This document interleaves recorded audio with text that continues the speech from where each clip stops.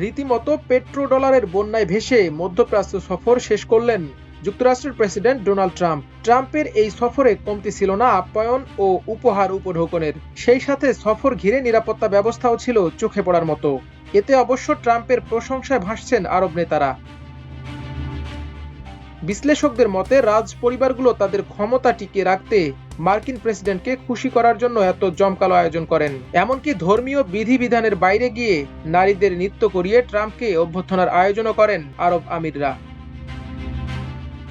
এ সফরে সৌদি আরবের সাথে প্রায় ১৪২ বিলিয়ন ডলারের অস্ত্র চুক্তি, কাতারের সাথে অন্তত ১.২ ট্রিলিয়ন ডলারের অর্থনৈতিক বিনিময়ের চুক্তি এবং সবশেষ আরব আমিরাতের সঙ্গে ২০০ বিলিয়ন ডলারের চুক্তি করেন ট্রাম্প। গাজায় যখন নারী শিশুসহ ২০ লাখ মানুষ দখলদার ইসরায়েলের অবরোধে, খাদ্য ও চিকিৎসার অভাবে হাহাকার করছে, প্রতিনিয়ত ভয়াবহ হামলায় প্রাণ হারাচ্ছে হাজার হাজার ফিলিস্তিনি, সেই সময় ইসরায়েলের সবচেয়ে ঘনিষ্ঠ মিত্র যুক্তরাষ্ট্রের প্রেসিডেন্ট ডোনাল্ড ট্রাম্প এর সাথে আরব নেতাদের ট্রিলিয়ন ডলারের চুক্তি বিশ্বজুড়ে ব্যাপক সমালোচনার জন্ম দিয়েছে।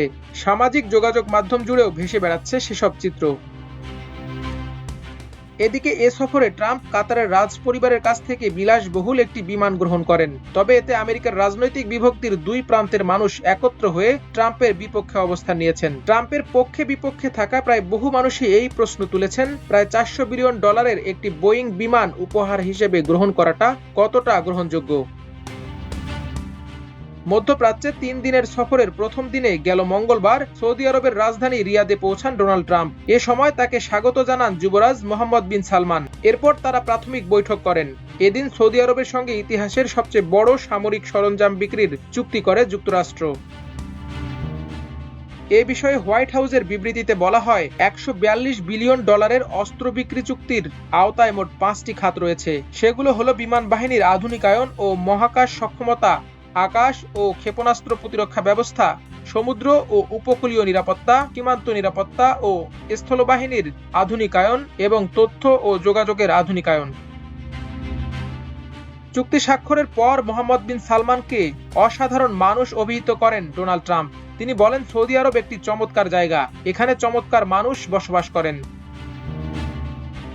এরপর মধ্যপ্রাচ্য সফরের অংশ হিসেবে সৌদি আরব থেকে কাতার যান যুক্তরাষ্ট্রের president Donald Trump. White House জানায়, ডোনাল্ড ট্রাম্প ও কাতারের আমির Sheikh Tamim bin Hamad Al সানির মধ্যে স্বাক্ষরিত একাধিক চুক্তির মধ্যে অন্তত ১.২ ট্রিলিয়ন ডলারের অর্থনৈতিক বিনিময়ের চুক্তি করে যুক্তরাষ্ট্র। বুধবার কাতারের রাজধানী দোহায় এক অনুষ্ঠানে এ চুক্তিগুলো স্বাক্ষরিত হয়। এর মধ্যে কাতার এয়ারওয়েজ ও যুক্তরাষ্ট্রের বিমান নির্মাতা প্রতিষ্ঠান বোয়িং এর মধ্যে ৯৬ বিলিয়ন ডলারের চুক্তি রয়েছে, যার আওতায় সর্বোচ্চ ২১০টি বোয়িং 787 ড্রিমলাইনার ও 777X বিমান কিনবে কাতার। চুক্তি স্বাক্ষরের সময় ট্রাম্প বলেন, এটা বোয়িং এর ইতিহাসে সবচেয়ে বড় উড়োজাহাজ ক্রয়াদেশ। বোয়িং এর জন্য এটি একটি রেকর্ড। সৌদি আরব ও কাতারের পর সংযুক্ত আরব আমিরাতের সঙ্গে ২০০ বিলিয়ন ডলারের একাধিক বাণিজ্য চুক্তি করেন মার্কিন প্রেসিডেন্ট ডোনাল্ড ট্রাম্প। হোয়াইট হাউসের তথ্য মতে আরব আমিরাতের বিমান সংস্থা ইত্তিহাদ এয়ারওয়েজের পক্ষ থেকে ২৮টি বোয়িং 787 এবং 777X বিমান কিনতে প্রায় ১৪.৫ বিলিয়ন ডলারের প্রতিশ্রুতি দিয়েছেন ট্রাম্প। এসব বিমানে ব্যবহৃত হবে জিই এরোস্পেসের তৈরি ইঞ্জিন। এ সময় আমিরাতের প্রেসিডেন্টের সঙ্গে ৫ গিগাবাইট ক্ষমতা সম্পন্ন একটি নতুন এআই ক্যাম্পাস উদ্বোধন করেন ট্রাম্প। যুক্তরাষ্ট্রের বাইরে এটি হবে বিশ্বের সবচেয়ে বড় এআই স্থাপনা। এর আগে স্থানীয় সময় বৃহস্পতিবার আবুধাবির আন্তর্জাতিক বিমানবন্দরে পৌঁছান মার্কিন প্রেসিডেন্ট ডোনাল্ড ট্রাম্প। তাকে স্বাগত জানান সংযুক্ত আরব আমিরাতের প্রেসিডেন্ট শেখ মোহাম্মদ বিন জায়েদ আল নাহিয়ান। এ সময় তাকে দেয়া হয় রাষ্ট্রীয় অভ্যর্থনা।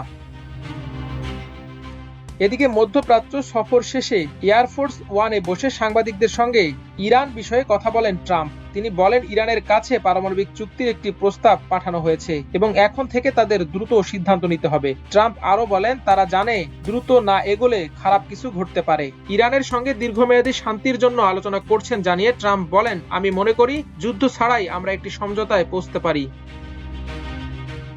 বিশ্লেষকরা বলছেন, ভিন্ন ভিন্ন স্বার্থ হাসিল করতে মার্কিন প্রেসিডেন্ট ডোনাল্ড ট্রাম্প অতীতেও এমন অনেক পদক্ষেপ নিয়েছেন, যাকে এক ঢিলে দুই পাখি মারার সঙ্গে তুলনা করা যায়।